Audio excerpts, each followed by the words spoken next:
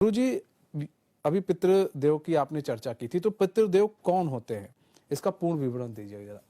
बिल्कुल बताता हूँ।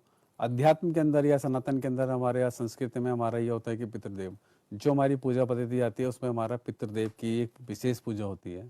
जो पितृदेव का जो पक्ष आता है वो हमारा पूजा का आता है। 15 दिन इसके श्राद्ध के आते हैं तो वो हमारे पितरों के लिए होते हैं। महीने में एक अमावस्या आती है, वो हमारे पितरों के लिए विशेषकर मानी जाती है। इससे पहले कि इनका तिथियों का महत्व क्या होता है तो मैं आपको पितरों के बारे में थोड़ा सा प्रकाश डालना चाहूँगा। जो हमारे पूर्वज किसी भी कारण से अकाल मृत्यु होती है या फिर उनकी इच्छा किसी तरीके से पूर्ण नहीं हो पाती तो उनकी आत्मा को जो कष्ट होता है या उनकी आत्मा को पूर्णतः मुक्ति नहीं मिल पाती तो इससे हमारे जीवन में पितृदोष आता है। तो पितृदोष में हमारी दो तीन चीज़ें हम इसमें देखते हैं कि जो पहला पितृदोष होता है कि जो पूर्ण आयु अपनी जीने पूर्ण आयु पूर्ण करने के बाद बुजुर्ग अवस्था में देह छोड़ के जाते हैं तो विशेषकर उनके जीवन में कोई संघर्ष होता है, विशेष उनकी कोई इच्छा होती है वो पूर्णतः नहीं हो पाती और वो उनकी पूर्ण आयु तक भी पूर्ण नहीं हो पाती तो उसका भी कहीं ना कहीं दोष लगता है। दूसरा होता है कि पितरों में हमारे जो कुछ अकाल मृत्यु हो जाती है, एक्सीडेंटल केस होते हैं, जवान मौत होती है। तो जवान मौत जिसकी होती है तो उसमें भी होता है कि पितृदोष हमारे वंश में ही लगता है कि इसमें जब तक उसकी पूर्ण आयु नहीं हो पाती तब तक उसकी आत्मा को भटकना होता है। तो यथाशक्ति जो भी हमसे संभव होता है तो उनके लिए हमें करना चाहिए। इसमें फिर तीसरा आता है कि नवजात शिशु। आज के हमारे आधुनिक युग में देखा जाए कि भाई नवजात शिशु की जो हत्याएं होती हैं ये हमारा पितृदोष का मूल कारण होता है और बहुत बड़ा कारण है।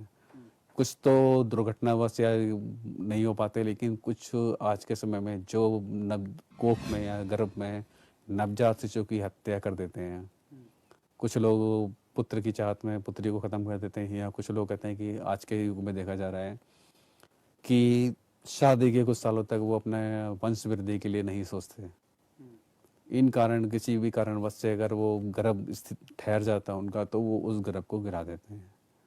तो जो आज के समय में ये देखा जा रहा है कि जो उस गर्भ को गिरा देते तो उसका उनके जीवन में बहुत नकारात्मक प्रभाव आता है क्योंकि वो शिशु जो आपके गर्भ में पल रहा है वो किसी न किसी तरीके से आपके कर्मों के हिसाब से आपके भाग्य के हिसाब से आपको मिलने वाला है, लेकिन आप उसको नहीं लेना चाहते हैं क्योंकि जब से गर्भ धारण होता है तब से उसमें जीवात्मा प्रवेश कर जाती है। आपकी मेडिकल साइंस कुछ भी कहती है लेकिन ये अध्यात्म के हिसाब से आपका प्रवेश गर्भ धारण कर लिया चाहे बेशक आपको 1 महीना हुआ है लेकिन जब धारण हो गया तो जीवात्मा का प्रवेश उसके अंदर हो गया है। जो भी वो स्थिति होती है समय लगता है वो एक अलग बात होती है लेकिन ये बिल्कुल सत्य है। लेकिन इस सत्य को लोग मानने को स्वीकार करने को तैयार नहीं होते और वो कहीं ना कहीं उसको गर्भ में हत्या कर देते हैं। इस हत्या का दोष ये लगता है कि आज के समय में देखा जा रहा है कि जो ऐसा करते हैं तो उनको आगे चल के वंश वृद्धि में या अपने परिवार वृद्धि में कोशिश करते हैं तो उनको सफलता नहीं मिल पाती। इसी कारणवश हमारे जो समाज में चला रहा है कि मेडिकल साइंस में भाई जो वंश वृद्धि कराना चाहते हैं, पुत्र प्राप्त करना चाहते हैं या अपनी संतान प्राप्ति के लिए आगे बढ़ने की कोशिश करते हैं तो उनके साथ विकल्प नहीं होता, फिर वो मेडिकल साइंस का उपयोग करना चाहते हैं जैसे टेस्ट ट्यूब भी हो गया, कुछ और भी बहुत सारे इसमें तरीके होते हैं। लेकिन इसका मूल कारण ये है कि जो गर्भ में शिशु की हत्या कर देते हो तो आपके जो पाप लगता है तो उससे कहीं ना कहीं वो जीवात्मा या परमपिता परमात्मा आपको वंश वृद्धि में बाधा डालते हैं कि वो नहीं चाहते कि आप इसको ऐसा पाप करो।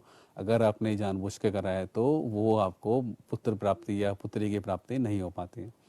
इसीलिए मैं आपसे ये कहना चाहूँगा कि गर्भ में किसी शिशु की हत्या ना करें, चाहे वो पुत्र हो या पुत्री हो, जैसा भी आ रहा है।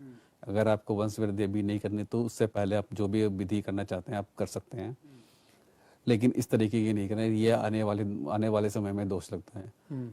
मेरे पास बहुत सारे केसेस ऐसे आए हैं कि भाई उन्होंने पितृदोष आ रहा है, परिवार उनका सामर्थ्यवान है, योग्य शिक्षा है, योग उनका व्यवसाय है, धन की कोई कमी नहीं है, लेकिन उनकी मानसिक शांति मानसिक स्थिति अच्छी नहीं है या वो वंश वृद्धि करना चाहते तो नहीं आती। क्योंकि हम तो शक्तियों को देख सकते हैं, माध्यम से पता चल जाता है भाई किसने क्या करा है क्या नहीं करा। तो हम उनको सजेस्ट ये करते हैं कि भाई आप जीव हत्या ना करो। जीव हत्या करने से ये जो दोष लगेगा, क्योंकि एक कोई भी जीव जन्म लेता है उसकी पूर्णतः आयु होती है। अब उसकी पूर्णतः आयु 50 साल भी हो सकती है, 25 साल भी हो सकती है, 70 साल भी हो सकती है, पूर्ण आयु लेके जा सकता है। लेकिन आप उसकी गर्भ में जब हत्या कर दोगे तो गर्भ में हत्या मतलब उसने पृथ्वी पे जन्म लिया नहीं है और उसकी आयु अगर मान लिया कि 70 साल की आयु है या पूर्ण आयु है तो उसको उतना समय कष्ट में रहना पड़ेगा। उसको भोजन वस्त्र जो भी आपको चाहिए, भोजन इस्तेमाल करते हो, वस्त्र इस्तेमाल करते हो, रहने की व्यवस्था जो होती है उसी तरीके से देह छोड़ने के बाद भी वो सारी की सारी परिस्थितियां हमें पालन करनी पड़ती है। पितृदोष जो होता है तो उसमें भी हम यही करते हैं, भोजन वस्त्र और दक्षिणा और उनके लिए जो उनकी अपनी जरूरत का सामान होता था या किसी विशेष व्यक्ति की जो खास इच्छा होती थी, जैसे किसी को छड़ी चाहिए होती थी, किसी को कुछ और रखने का शौक था, किसी को अच्छे कपड़े पहनने का शौक था, या किसी को जो भी उनकी व्यवस्था होती थी, जैसे जो भी उनकी दिनचर्या अपनी लाइफ स्टाइल में जैसे भी जीते थे, वो सारी चीजें उनको समय समय पे दान देनी पड़ती है। और लेकिन अब जब शिशु की हत्या कर दोगे तो वो जो आपको उसकी हानि होगी, तो उसकी हानि आप अपने पूरे जीवन में उसको चुका नहीं सकते। और ये जो हानि होती है ये आपकी आने वाली पीढ़ी को भी झेलना पड़ता है कि ये इस हानि का जो हानिकारक प्रभाव या नकारात्मक प्रभाव होता है तो आपकी पूरी पीढ़ी को प्रभावित करेगा। तो इससे होता है कि जो भी पितृदोष लगने के बाद आपके सबसे पहले होता है कि वंश वृद्धि में कमी आती है। दूसरा इसका दोष जो होता है इसमें ये होता है कि आपका मानसिक स्थिति आपकी बिल्कुल ठीक नहीं रहेगी। जो भी आपकी योग्यता है, योग्यता के आधार पर आप पूर्णतः कार्य नहीं कर पाओगे। वंश वृद्धि आपकी नहीं होगी। अगर वंश वृद्धि हो भी जाती है तो किसी न किसी तरीके से उसके अंदर शारीरिक या मानसिक कमी आ जाएगी। आपने वो देखा होगा कि बहुत सारे बच्चे ऐसे होते हैं जो जन्म लेने के बाद किसी तरीके से मानसिक रोगी या शारीरिक रोगी होते हैं, पूर्णतः उनके स्वास्थ्य नहीं हो पाते, स्वस्थ नहीं हो पाते, मानसिक भी नहीं होते, शारीरिक भी नहीं होते। तो वो उसी का कारण होता है, कहीं ना कहीं वो प्रारब्ध होता है कि जो आपने कर्म करा, कर्म आपका प्रारब्ध बन गया और वो आपके सामने या आपकी आने वाली पीढ़ी के सामने जरूर आता है। तो इससे बचने के लिए आप है कि पूर्णतः इसका गर्भ में तो हत्या करना छोड़ दें, और दूसरा है कि यथासंभव यथाशक्ति जो भी आपसे होता है उसकी अपने पितरों की शांति के लिए प्रयास करते रहें। आजकल देखा जाए कि पितरों के बारे में आपको, मैं ज्यादातर लोगों को पता ही नहीं होता कि पितृदोष होता है क्या है, पितृदोष से करने के लाभ क्या होते हैं। पितृदोष की साधारण मैं आपको परिभाषा ये बताता हूँ कि आपके पूर्वज या आपके परिवंश में या ब्लड रिलेशन में जिसने भी जो भी जन्म लिया है, अगर किसी कारण से उसकी इच्छा पूरी नहीं होती है, अकाल मृत्यु होती है, तो वो आपको दोष लग जाता है। या तो जब तक उसकी इच्छा पूरी नहीं होगी या फिर जब तक उसका जीवन चल रहा है तब तक वो पूर्णतः जीवन नहीं जी लेगा, तब तक वो आपको परेशान करेगा। इस परेशानी से बचने के लिए समय समय पे आपको यथाशक्ति उनके लिए भोजन वस्त्र दक्षिणा दान देनी चाहिए। 15 दिन आपके श्राद्ध के होते हैं, उस पर आप दान कर सकते हैं। फिर उसमें आप हर महीने की एक पूर्णमासी होती है, पूर्णमासी को आप दान कर सकते हैं। पितरों के लिए आपको ज्यादा विशेष करने की जरूरत नहीं होती, यथाशक्ति यथासंभव जो आपकी परिस्थिति है उसके हिसाब से ही दान होता है।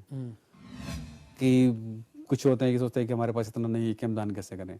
दान की कोई परिभाषा नहीं है, आपके सामर्थ्य के हिसाब से आपका दान है। आपके पास कम है तो आप कम दान दीजिए, ज्यादा है तो ज्यादा दान दीजिए। क्योंकि शास्त्रों में दान की एक परिभाषा बताई है कि जितना भी आप कमाते हो, कमाने का जो 10% होता है आप उसको अपने धार्मिक कार्य में लगा सकते हैं। तो आज के समय में 10% तो नहीं लगाते, लेकिन 10% नहीं, कुछ जो आपसे यथाशक्ति यथासंभव या समय पे जो आपकी परिस्थितियां बन जाती हैं, आप अपने पूर्ण मन से आप उनके लिए संभव प्रयास कीजिए ताकि वो उनको भी कष्ट ना हो और आपको भी कष्ट ना हो। ताकि जब आप इस तरीके से करेंगे तो आपको पूर्णतः उनका आशीर्वाद भी प्राप्त होगा। जो आपके जीवन में बाधाएं आ रही हैं, वंश वृद्धि की बाधाएं, शिक्षा को लेकर बाधाएं, धनागमन की बाधाएं, मानसिक भी बाधाएं, शारीरिक बाधाएं और परिवार में जो अशांति की बाधाएं हैं, ये आपकी सारी समस्त बाधाओं का निवारण हो जाता है और सारी की सारी बाधाएं आपकी शांत हो जाती हैं। अच्छा, अभी आप